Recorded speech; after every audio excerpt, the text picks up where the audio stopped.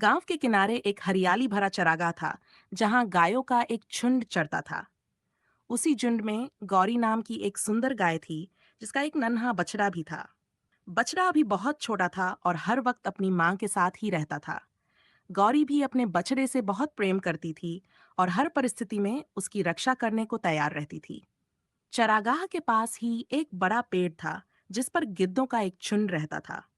उनमें से एक बूढ़ा और चालाक गिद्ध था, जिसे भोजन के लिए हमेशा आसान शिकार की तलाश रहती थी।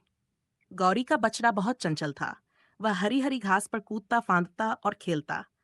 कभी कभी वह अपनी माँ से थोड़ी दूरी पर चला जाता, लेकिन जैसे ही गौरी आवाज देती, वह दौड़कर वापस आ जाता।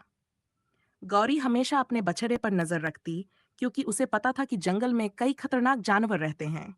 ऊपर पेड़ पर बैठा बूढ़ा गिद्ध ये सब देख रहा था। उसने सोचा, यह बछड़ा अभी बहुत छोटा है। अगर मैं इसे अपनी चाल में फंसा लूं, तो कुछ दिनों में यह मेरा भोजन बन सकता है। वह मन ही मन योजना बनाने लगा।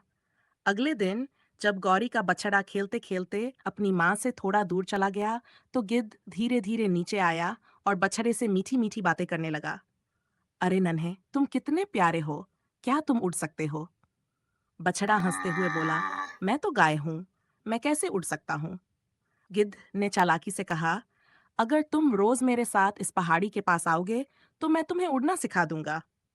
बछड़ा उत्साहित हो गया और रोज गिद्ध से मिलने जाने लगा। गिद्ध जानता था कि जैसे जैसे बछड़ा कमजोर होगा, वह आसानी से उसका शिकार कर सकेगा। कुछ दिनों बाद गौरी को महसूस हुआ कि उसका बछड़ा कमजोर होता जा रहा है। वह सोच में पड़ गई, आखिर ऐसा क्या हो रहा है जो मेरा बछड़ा दिन ब दिन कमजोर होता जा रहा है। फिर एक दिन उसने देखा कि बछड़ा चरागाह से थोड़ा दूर गिद्ध से बातें कर रहा है। ये देखकर गौरी को तुरंत समझ आ गया कि गिद्ध उसे किसी चाल में फंसा रहा है। गौरी तुरंत वहां पहुंची और गुस्से से गिद्ध की ओर देखा। दूर हटो, निर्दयी गिद्ध। मैं जानती हूं कि तुम क्या कर रहे हो।